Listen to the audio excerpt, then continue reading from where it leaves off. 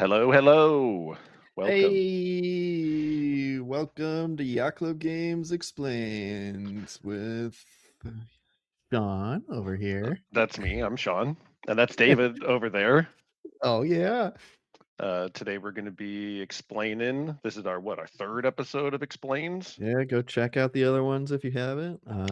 But yeah, we're gonna be talking through some of the stuff that went into Mina the Hollower behind the scenes and we're at the end we're taking questions That's and right. making answers. Yeah, And today we're talking about what do we call this? Defying a dodge and parry. right. So when we started this game, we just like when we were making Shovel Knight, we were noticing all games. They're all like swipe, swipe, swipe, dash, or swipe, swipe, swipe, dodge, swipe, swipe, swipe, roll, Invincible and dodges with iframes, right? Like, are invincible everywhere. dodges with Parries. An iframes. enemy does a hit, and then you parry at the exact time to like do the parry. Everything is like dodge and Right. parry with iframes. Dodge and parry There's with always iframes. an immediate way to get out of the way of in terms of defensive maneuvering, Right. right? And we were just finding that boring. And where Alex started his like initial prototype for this game was by sort of like removing that kind of idea and like trying something else. And the inspiration was Castlevania. Right. Uh, so we wanted to do something that had more a style, well, like we've been sort of calling positional combat, Right. which is where the attacking and defending is like way more based on your position related to the enemy, as opposed to like I can put up a shield or I Like doing can like a combat rhythm, like it's because it was always like you ended up having the same rhythm of the combat every time. But like by having right. this like positional combat, you couldn't just get out of the way like with a button, or there wasn't an instantaneous answer to the question. And that was like, Castlevania really there's like not a lot of answers There's there. very little. Yes, it's way more in Castlevania, it's way more about, like, how you approach the situation, how you know what the enemy is going to do, and you have, like, a few options that might can be instantaneous and sometimes, but oftentimes it's more about, like, your whip has a big range or your sub weapons complement your range in some way and how to play with that in the enemies. So we thought maybe it'd be make sense to look at a little Castlevania before we get started. Oh yeah. Okay, here we go. Yeah, so in Castlevania, like everything is really deliberate, right? You haven't not only is it like very positional and there's no like dodge.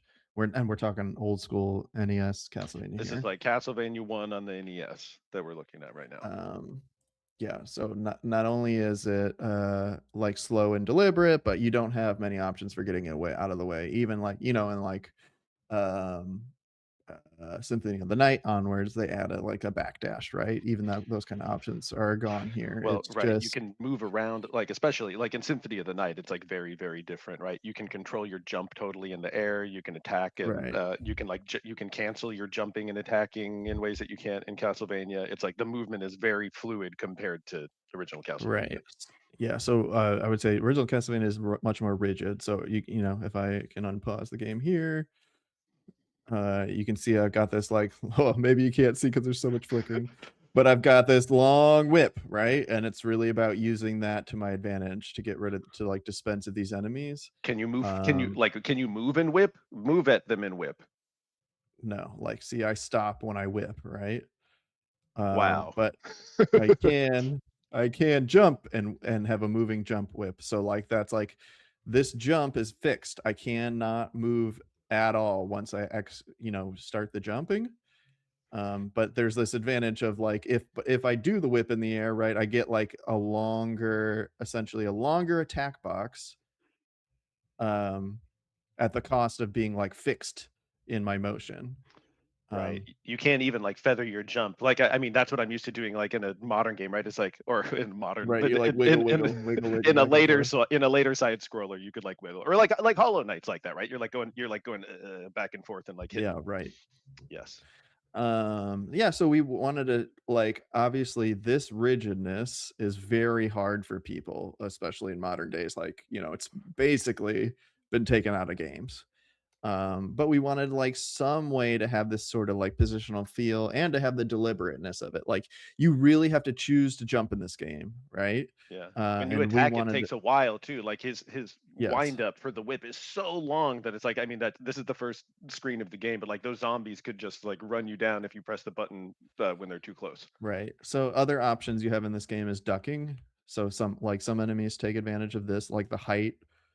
And we also have a sub weapon, uh, which the knife here goes across the whole screen, so that's like a huge benefit. But it's has the fixed resource, which is the hearts.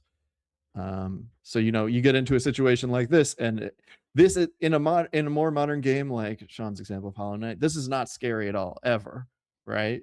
You generally are like, I know what to do. I run into the situation and I wiggle my character around and attack.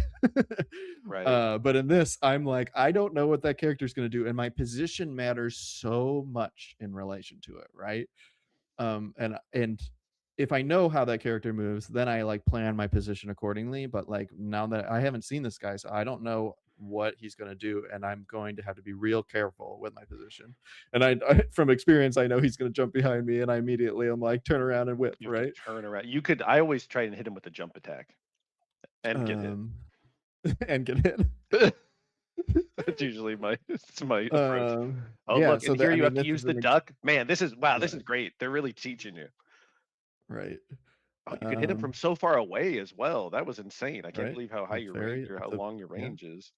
Wow, It's that what a game. positioning. It's all yeah, it's all about positioning. I mean, and that's where I think the joy of this like old school like Castlevania comes from, is like the rigidness in here, and just like how much they force you to essentially play within their in their play space, I guess, Right. in their Well, rule and set. You like gotta follow these rules, and you can't, it's hard. I can't wiggle around. I can't do anything. I gotta like plan that whip. I gotta be in the right position. All that stuff. That like me being really careful and planning ahead is where I think a lot of the joy of this game comes from. Right. right. It seems like it's going to be easy too, right? Like the enemy looks slow, or it's like three doofy zombies coming at you real slow, or this bat that just comes in a sine wave, and you're like, oh, no Right, problem. it's like, "Oh, that's no problem. No But you're problem," right? Oh, it's like, "Oh, oh god, oh god, oh wait a no, minute. oh no, Whoa, cheese oh touch, boy. Oh, he oh." got me. Right. And you're like, if only if you Oh like no, stay oh no, calm oh no. and you predict where he's going to be, right? But he goes so fast and you're so slow with your whip that it's like, I mean, already this is a fun situation just like with the bat coming at you. It's like Right, already I'm annoyed. and an interesting thing about it is because it has all these, like, rules in place, it's actually much easier to, like, design levels around it, right?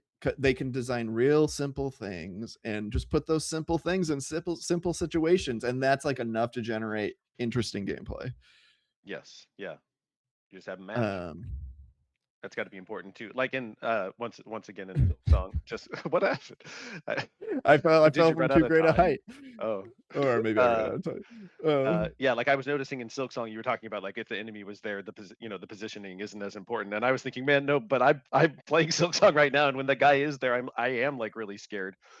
I But mean, the though they reason, do. I mean, yeah. It's sorry, we're not like trying to throw shade. They do lots of things to to also get that same kind of thing happening, right? well, and the Like, enemies, I was just gonna say, like the enemies are like so much more hyperactive in that game than they are in yes, I Castlevania, would and say because they need you're a so lot you're more. so agile, Yes, very so it's just like very because yeah, because you don't have as many restrictions. They have to have make enemies that are much more dynamic and complex. agile. Okay, so then yeah, so where do we go from there, really?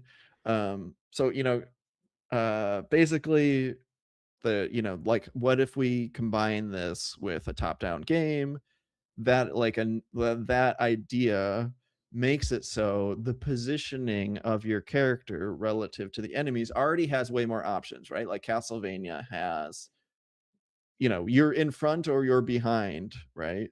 Or I guess you can duck or not. Those are like the position options. You're close, you're not close.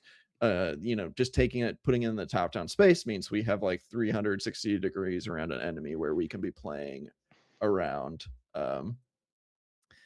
Yeah, with those like that positioning stuff. right. They could be attacking you Um, from a different vector, and right. And you then got to deal with it. like how do we get, I guess, like the fear is with modern players. Let me try to get to a less spoilery place, I guess. Um, is like you we didn't want to we in Mina we have this kind of jump where you can move around easily, and we uh you move at a, like a pretty not slow, but not fast, but much faster than Castlevania, right? Yeah, Like we wanted to give you a faster than speed. Link as well, right? Yes, we wanted to give you a speed that felt like more what players might expect these days. Um, and we were also, there's also the concern of like players now just like do want a way to escape a situation easier, right? And I think that's like what led to the burrow. Um, so the burrow obviously like lets you go really fast and lets you escape. It's not, some enemies can hit you when you're in burrow, but like the majority can't. Um, and the equivalent of this is essentially like think you can like think of this like a duck, right? This is like Right, a duck. I'm ducking under things, just the same way you would in Castlevania. right, or like jump, under And jump.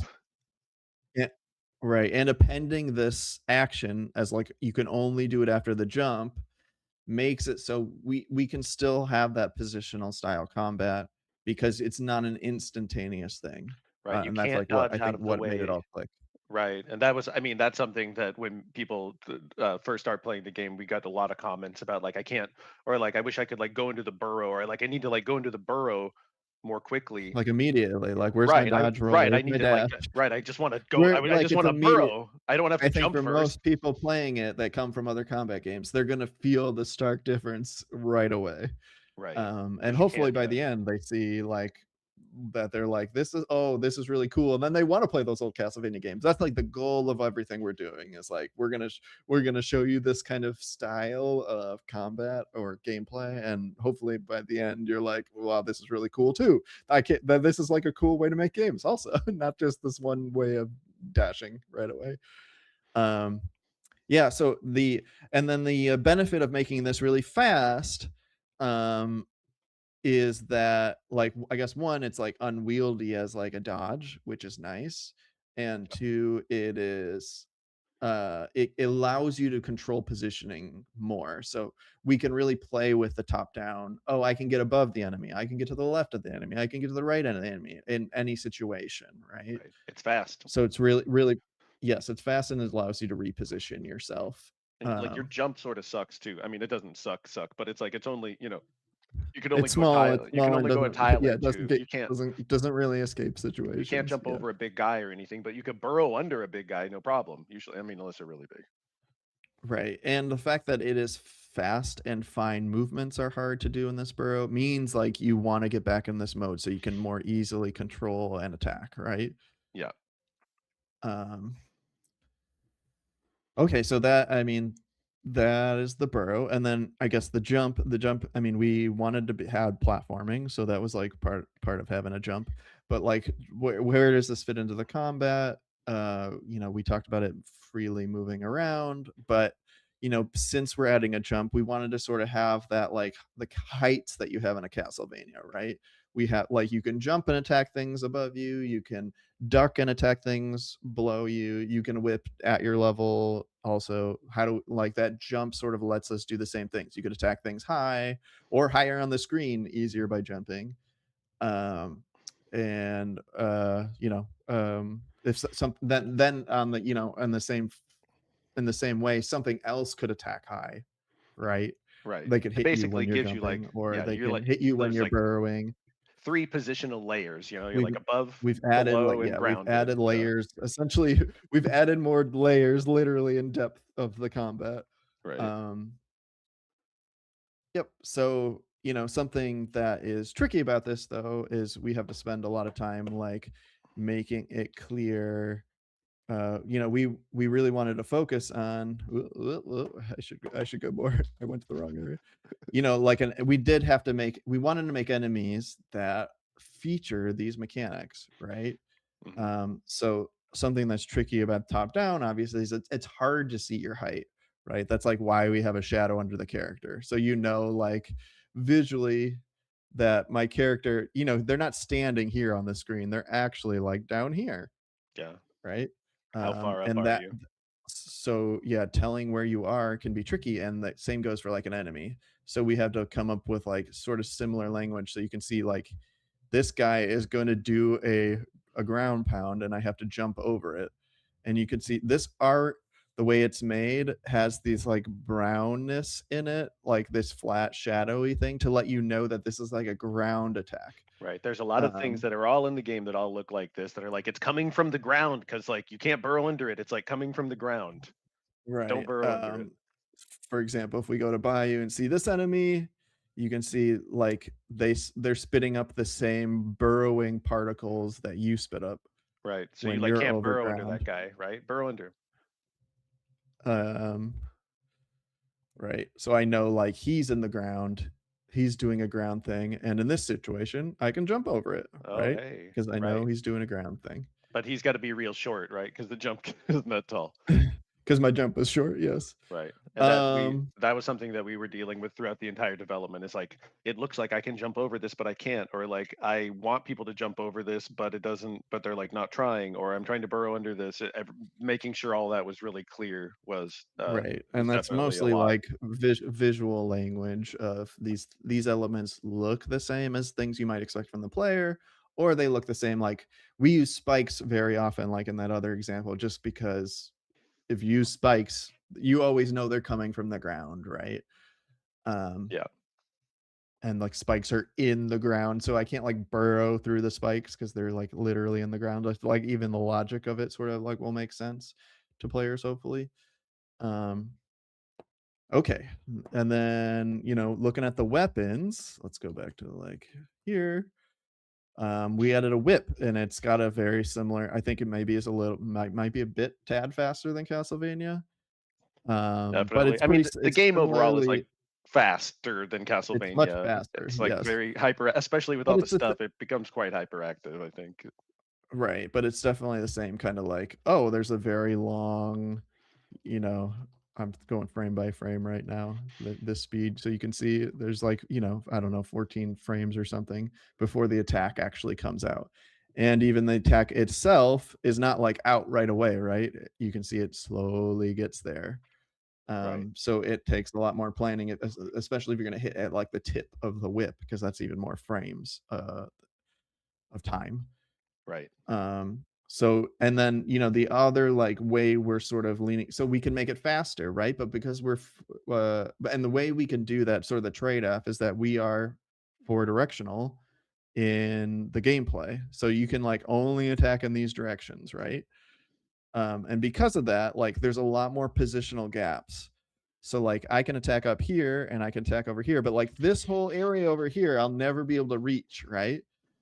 So my position in relation to the enemies becomes so much more important. The same way it is in Castlevania, but like, and if we add more speed, we're not as concerned as you would be like if you added speed in Castlevania because we have these large gaps, right? Yeah. Um, and then so for all the weapons that we're considering here, hammer, they all have sort of like different gaps. Like the hammer takes a really long time, so it leans into Right. that, To like charge it. the deliberateness there. The daggers are really fast, but look how close I have to be to hit something, right? The position, it becomes like really crucial. This swing is sort of like a Zelda swing, right? Where there's gaps in where it can cover. Right. Yeah. Look where it swings Um, there. It's only like a quarter of the character basically. And so right. you're like swinging at something and you're like, oh, it's like not working. Yeah. And the shield's like another real close one. So like with all these weapons, we're really playing around with like how do we make sure there's those gaps so we can still like that the enemies are still like playing with you in this positional way. Right. And then the sub weapons come into like basically the same way in Castlevania. They're like alleviating your positional worries. That's We're doing the same thing. So we did a variant of the same dagger that we threw in Castlevania. Right. Um It doesn't go so far though, and it and boomerangs back. I guess you could you right, could fire or it the other way and then it'll go all the way across the screen, right? Uh, yeah, yeah. Yes, that's correct. Uh, Or we got, things like this, which is, this is like, oh, helping me with the height kind of stuff, right? If something was flying, I don't have to like jump and attack. I can do this. Um, Sort of the same way that like in Castlevania, they're trying to get help these things, Right. help this like Different positional positional stuff. things. The axe goes above you. Here it also goes above you. The dagger goes quite far. Same thing here. It goes Right, quite far. or they'll Every just single cover like the whip doesn't it covers a very specific range. Maybe we have one that covers like a very wide range or a right. very like big fatty area, Hmm. which sort of trying to hit all those kind of like problems you might have. Yeah. Um, yep, and then so that I mean that's basically the foundation of like how we're trying to avoid the parry kind of combat. But that said, we do put in solutions in there because we know that there's gonna be players that, like, want to play that way. So we have stuff like, here's a sidearm that's like the mischief, which is basically Yeah. this is like an instantaneous dodge. I mean, it Right. comes at a cost, which is you need to spend your, mana or whatever, It is instant. um, Yeah. Your jewels. but it is an instant. So if you're like, "I just can't handle this. I can't handle this way And of look, it playing," you heals can you. It always, like, heals refer you. to this. Yes, it's But very it cool. doesn't do damage. So Um, I mean, it is quite a defensive and then, option. there's other things like that. There's a trinket that parries stuff. There's, the shield weapon itself can parry. What else we got? We have like a, what we call a dodging The pendulum dodging trinket, which pendulum, the is witch clock. if you jump when something hits you, then you go into like a sort of like a Bayonetta slow motion, You become invulnerable for a moment. moment. Yeah. Right, so we tried to add various things to, like, help people that are coming along to this style of gameplay, essentially. We got some Um, dodges for you, but you got to work for them a right, little and more. then, we showed you Stomper, but I wanna like, maybe it would be good to show you some other ways this is, like, playing out through the game and how we're thinking about, like, designing enemy encounters. So this is a really good one, right? Like, a guy with a shield that I just straight up can't hit in front of me, right? Now becomes like a thing where I'm like, how do I position my character to be on the other side of that shield? Right? Hmm. It's Right. If you so whip it's him, like like just try and figuring whip, out try to stand burrowing. at him and just whip him like a Right. like aggressive mouse whip. Right. You just like It's get like if I do that, I'm like I'm gonna get hit, right? right, right. And a lot of what we're trying to do in doing this pistol combat is like make sure you can enter a situation and just like whip your way out of it. You're right. Some enemies we want to do that. Some enemies because it's good to have those kind of enemies that are like one that are teaching you how to play, and two that are like they might be there to sort of like fool you into doing that while some other guy gets you right. Mhm. Um, so that's a kind of guy. We showed the Stomper. We could show let's see, B-Bat here, Flying right? Like enemy. I can't Yeah. hit them. I can't hit them until they're on the ground, then I can hit them. Or I can go straight for them in the air, right? Right. Or if you have the hammer, Um, then you could like hit it the hammer with the charge swing and the charge swing hits in the air because it goes over your head, right? Hits in the air. That's That's like right. really I Yeah. mean, some attacks hit on the ground and in the air, and those are like really, really good. I believe the shots from the Buster also do that. That Yeah. makes them And we so showed and good. we I showed love that, Buster. this is like and we showed this guy is like playing with you being on the ground, right? And being able to jump over him and stuff. So, we're like really designing these encounters around like, oh, how do we play with the different like layers of combat depth wise, and how do we play with the like where you are positioned in terms of them. So this enemy like going really fast means I have to like be thinking about my positioning all the time. um yeah, I mean, balancing the combat with the mobility was really tricky.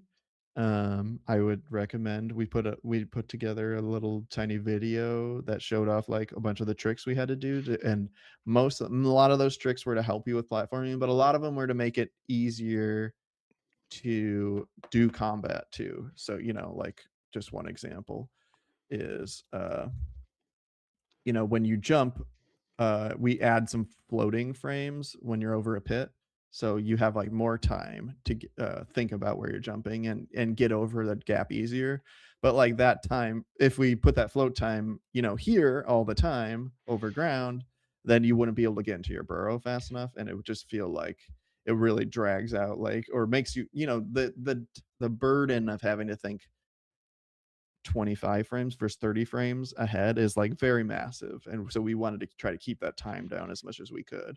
Right. You just can't get out of the way sometimes. You see someone winding up with their attack, and it's if that jump is long, then you're not going to be in your burrow in time. So it's like we took the time out of there and we put it into the pits and those other areas where the platforming is needed. It was like a constant push and pull because the platforming wants a big, long, floaty jump that's forgiving, and the combat wants a non-existent jump that could get you to burrow right away. Or it's like that's like what you're like as the player, you're like, give me this. Right. And then yeah, so the four directional thing, you like if you're wise to game dev, you might have like known you've seen articles probably about how they went from Zelda 1 to Zelda 2 to Link to the Past, and they reworked how the sword worked, right? In Zelda 1, it is very much like our dagger here where it's straight ahead in a directional space. And in Link to the Past, they added something that is much more like this swipe, right? Right. And in Zelda 1, they tried to solve the so basically like four directionalness can be hard to line yourself up and position yourself correctly. Um, so Right. they I in feel the like first everything one, they in did all Zelda. this like tile grid. They tried to grid it, line it a lot, right? They tried to Yeah, make everything your does that. character when they walked, they went on the grid, and the enemies in the levels always go on the grid. So it's very much that's how they sort of like try to tackle that problem. And in Link to the Past, they sort of like said, we're not doing that anymore. We're instead going to give you basically a wider sword arc and hope that covers you. Yeah. And I think you'll probably find if you play that game, it's still tricky to get your four directionals like correct.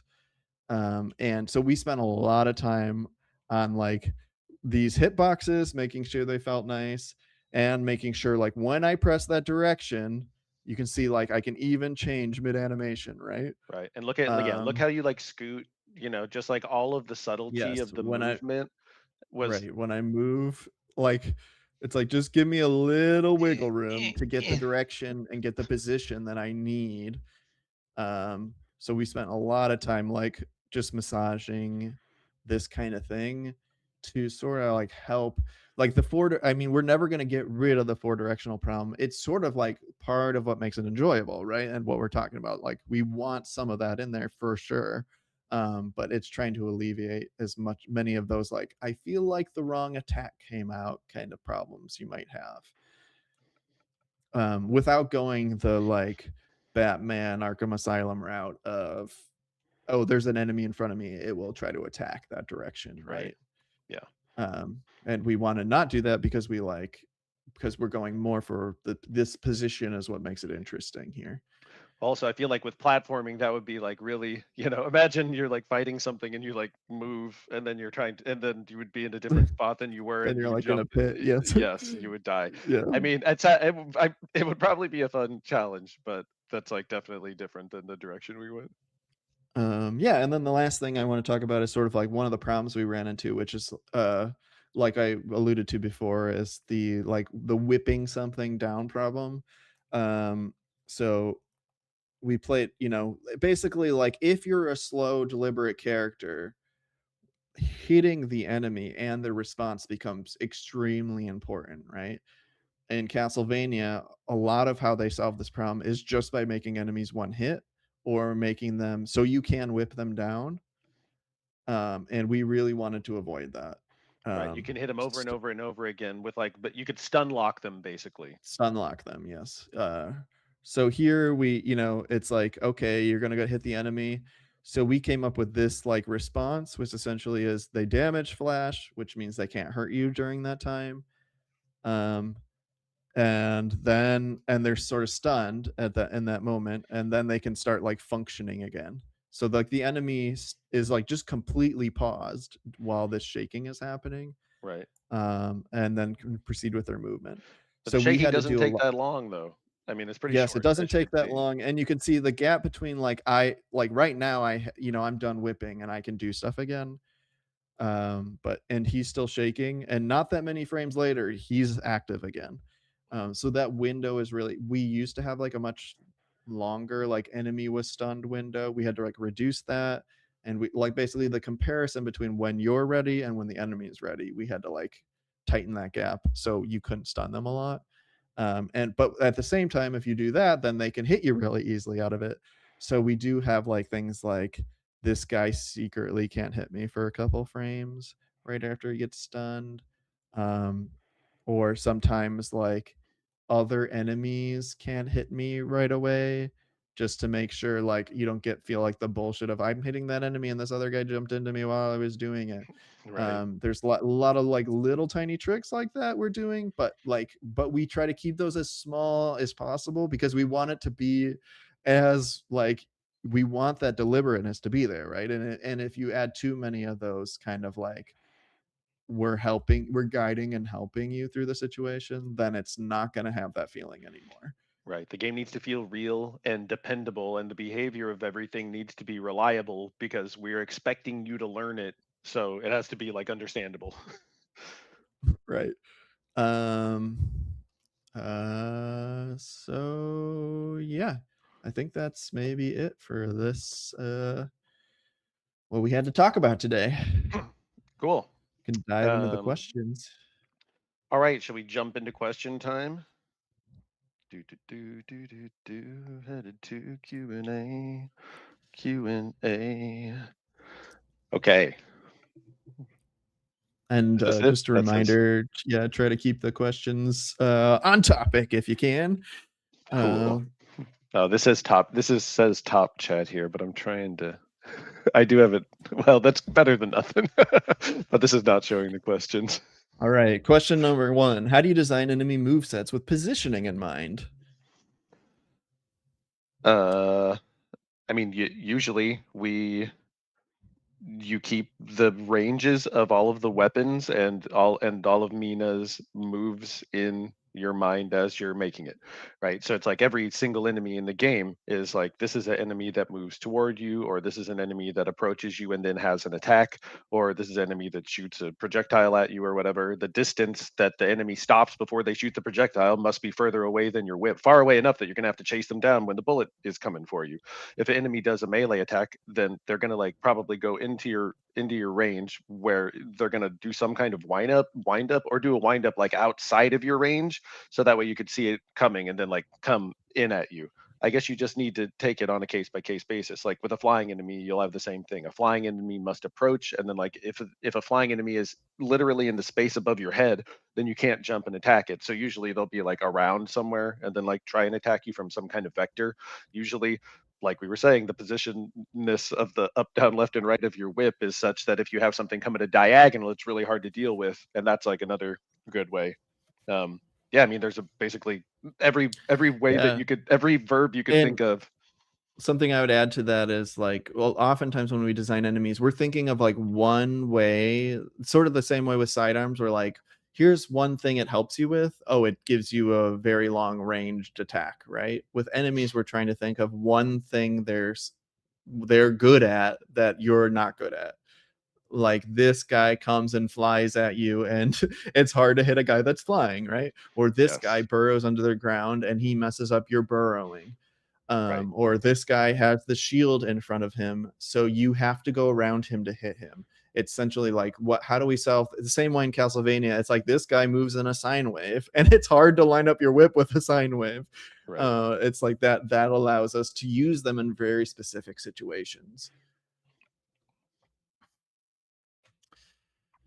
Um, do big enemies or bosses have shorter frames where they do not move than classic enemies? Yeah, this is actually an interesting thing, which is so we have that hit stun on everything in the game pretty much. So there's some enemies that have like a little bit different style of hit stun. But most the boss and all the timings, they're sort of unique to the weapon. So like a hammer will do like a bigger stun than the whip will do. But the bosses for pretty much all the bosses, I think, have the same hit stun, which is reduced from a normal enemy. So like in a normal enemy situation, we sort of expect that other things might be coming at you. So you need like a little bit longer hit stun, and the enemies with the bosses, you don't really have that. So we sort of like we can rely on that hit stun not being as big. That said, we're talking about a couple frames here. It's not like you're Yeah.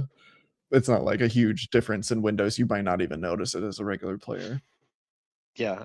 I think about some enemy attacks having like being able to go through the uh like ignoring the shake time, right? Like there are some like shake ignoring attacks in the game as well. Yes, there are yes. Yes, that's true. There's some that basically that what you might call like super armor in a fighting game. They have like they won't get stunned during their action, and they'll keep moving during it. They'll still like play that same damage response of like they can't hit you during those the 14 frames they're stunned for or whatever it is. But they will still keep moving. So they might be encroaching on you during that time. Right. We know there are 28 bosses. How many enemies are there? I don't know the answer to that question. That's probably why we A didn't count it lot, up. probably a lot, There's a lot. a There's a lot, zillion. though. Yeah. Um, There's unique enemies in every area. you, Okay. I mean, What did you well, did you what, guys wait, look wait, at wait. star tropics? Usually the way we spec it is we say in a, like at least for a Mega Man style stage, like in Shovel Knight, we said we would have 5 unique enemies and 5 unique objects per stage, which was basically from like counting from Mega Man, right? And I think that's like kind of where we started based on screen real estate for Mina stuff as well to try and scope it out. We're like, hey, here's how much space it's going to take, and so here's how many enemies we needed. But then later on during development, we added like a whole other raft of enemies as the overworld stuff began to grow. So like a bunch more got added. Anyway, sorry, that's Yeah. more. I just wanted to I just wanted to Yeah, go into no, that a that's little cool. bit. Um, did you guys look at Star Tropics as reference? And I would say we did. I'm A not sure little we looked bit. at it too much for the combat. I would say we used it more as reference for the platforming stuff and a lot for like the visual language kind of thing. It's helpful there. It's a very clear game, yeah. Yeah. Why are more games adopting dodge parry combat versus position based? I imagine it's because dodge parry is more universal and easy to adopt because most games don't have burrowing, but dodge is easy. I would guess. I mean, I think one is just like games generally like see other games they like and copy them They and move the or do zeitgeist moves, and yeah, th- right. I mean, I think that's part of it. I think there's an obvious satisfaction to that I can instantly react to something, right? right. You You know, parry it, having that like I did it the last second. I mean, I think there's a reason why games went to like giving you like just in time dodges and just in time parries because they're essentially playing into that good feeling that you get from having an instant roll or dodge on a button. right? Like let's lean into that harder by doing parries. So I mean, Yeah. I think it's probably more a zeitgeist thing, maybe by making a game like this, we could push it the other direction. Who knows? Right. Now that I Um, mean, not that these games haven't had like not that first person games like Doom the Dark Ages and RPGs like Clair Obscur haven't had parries before, but I find it very funny that it's like like almost all these games it's like leaking into big games, everything, right? yes. Every single game is like has like an instant parry now, yes.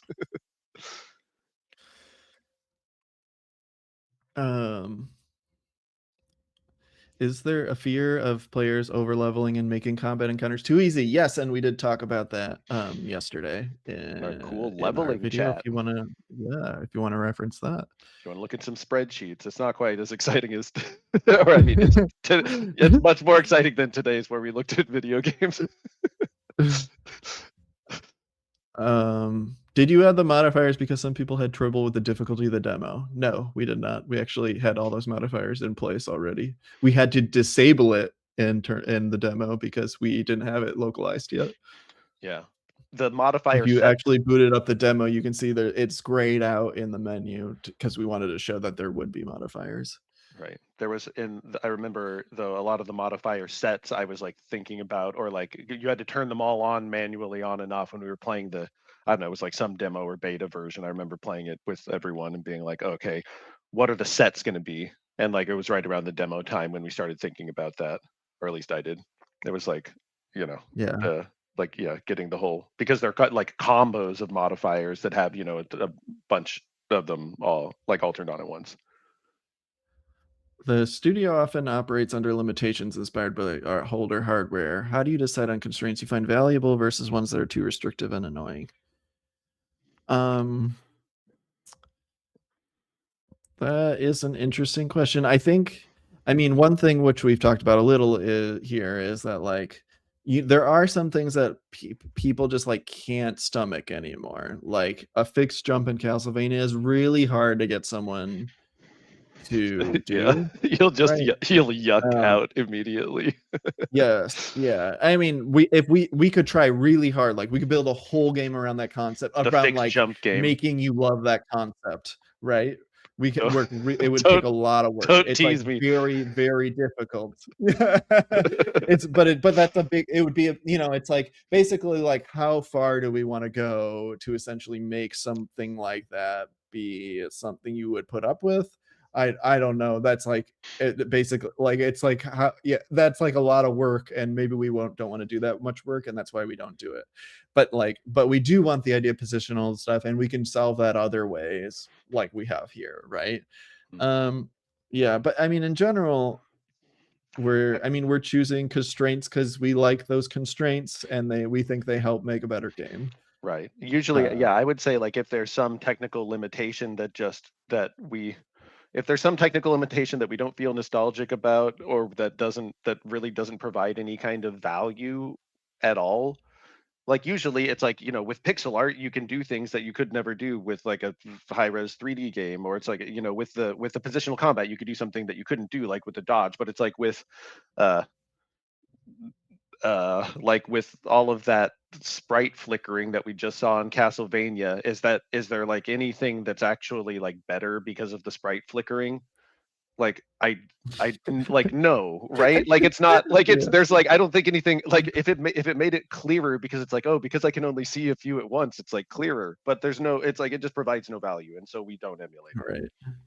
Okay. Do you feel like you need to give combat options, parry, trinkets, etc. for all play styles, or do you hope players will adapt to the main combat style?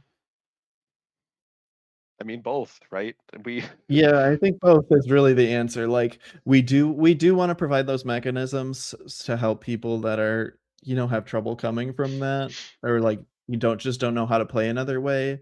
But I think there's even with this even with something like the mischief that gives you that instant dodge, you're still going to have to interact with the main combat style. Like there's no escaping it at some point. right. So it's making you a little bit more comfortable, but it's not getting you all the way there.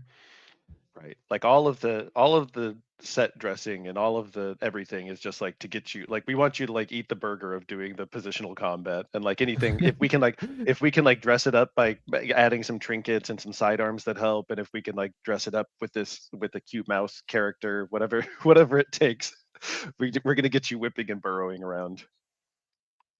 Okay. How did you prevent the modifiers from breaking the gameplay? I They guess do they do. that What do you mean? yeah, I think we hoped that they would break the gameplay. Right. There's like moon jump and infinite health and god mode and Yeah, we really thought about them like Game Genie cheats, more than we thought about them like difficulty modifiers you might want to slide to the perfect degree. But that said, we do have some that are less aggressive, than something like a moon jump. Um, because it's also fun to see what it's like if guys did 25% less damage to me or whatever. Um, what was the most difficult thing to adjust in the game? Be it a system, items, etc. I guess I'll frame in this in terms of combat. Um, I think it was really hard over the course of the game to have different styles of enemies in the same room. uh because we're like in a low resolution game, there's not a lot of gameplay space compared to maybe like your normal combat or your normal top down game because we have this Game Boy resolution. um just like so we had to spend a lot of time like I mean, we wanted there to be multiple enemies on screen doing stuff, but the speed of those enemies and the ways, how long their antic times, their anticipation frames, how many frames before they start attacking you, like getting those all to play together nicely and not feeling like you're getting overwhelmed or it's like too speedy for you to process it. I think, at least for me, I thought was found one of the most difficult things to balance. Getting a mix of enemies in there. Yeah. Yeah. I would have said right. I would have Yeah. said like the balancing for me it was like you're expecting like in Castlevania an enemy is 4 hits and you're 4 hits and that's it. And in this game that variance made it really really hard because so if the bat Yes, flies at you that's and fair. kills you in Yeah. 1 hit, then that's like the scariest enemy in the game. But if the bat flies at you and does none of your health, you're like, oh, this is annoying, or like I don't care. And so it's like it Yeah, could and we were really trying to keep a low number of hits just like a Castlevania game, right? Which makes that variance very strong, right? right.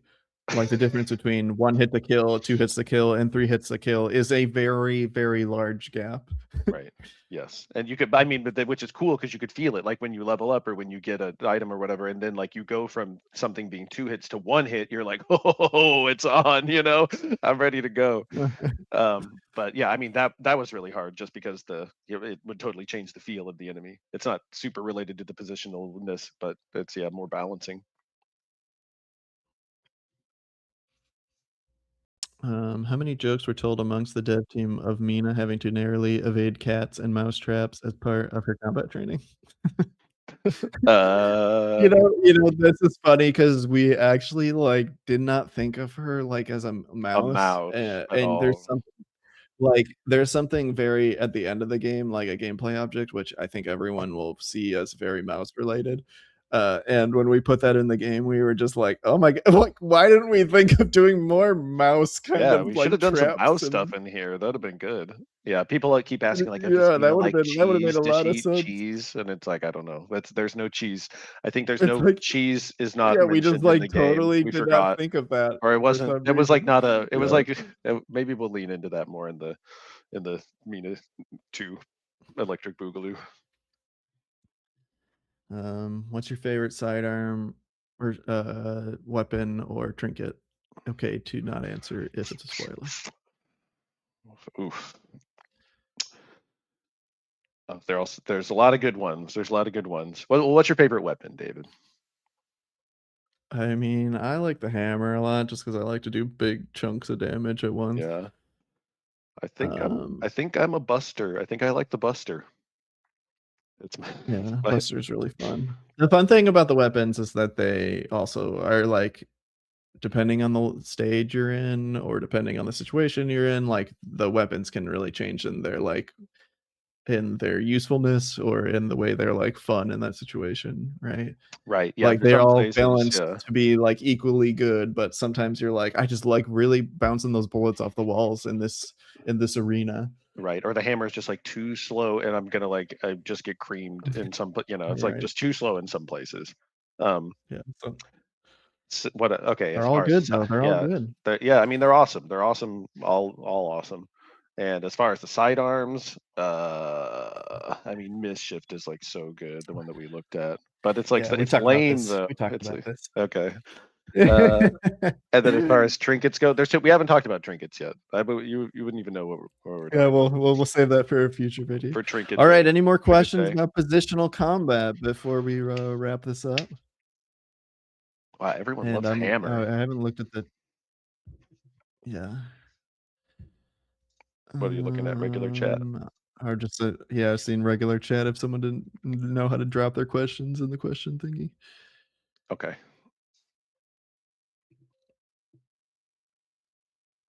Let's see. Oh, does this kind of combat lend itself better to using a D-pad instead of a joystick? I would definitely say it is a D-pad game.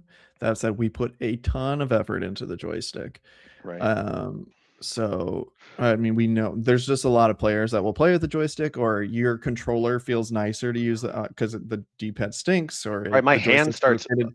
like on Steam Starts Deck, cramping. my hand Yeah. cramps and it's like, oh, I gotta switch. Like when I need to go across narrow things, then I'm on the D-pad. But it's like if I a lot of times like for the combat stuff, then using the stick is fine.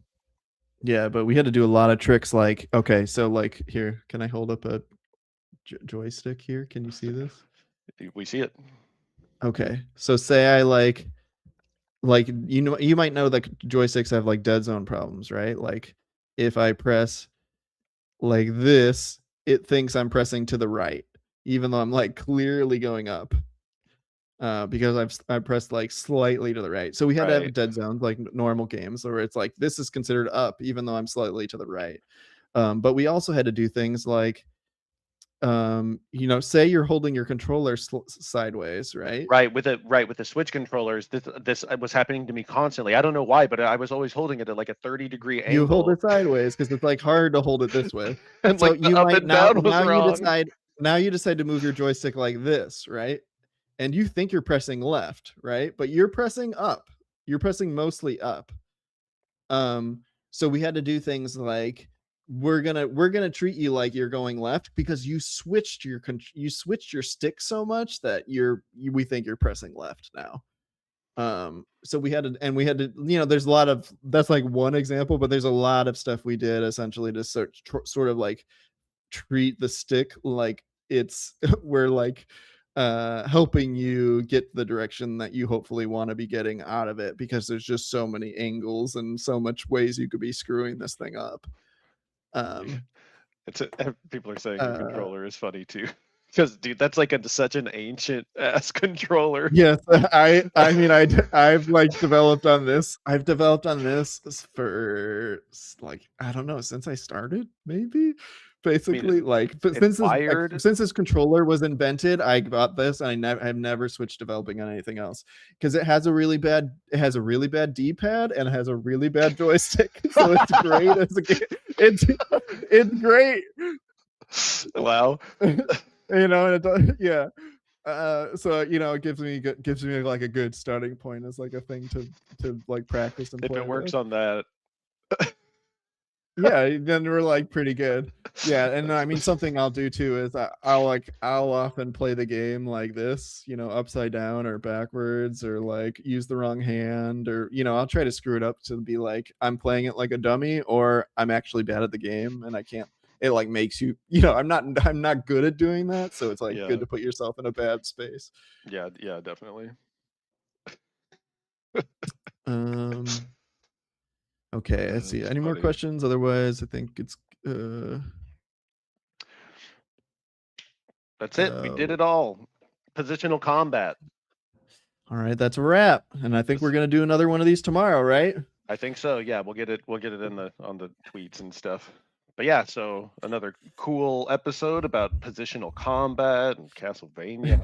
How we learned it all. Did some demonstrations. Answered some questions. Yeah. Wasn't this great?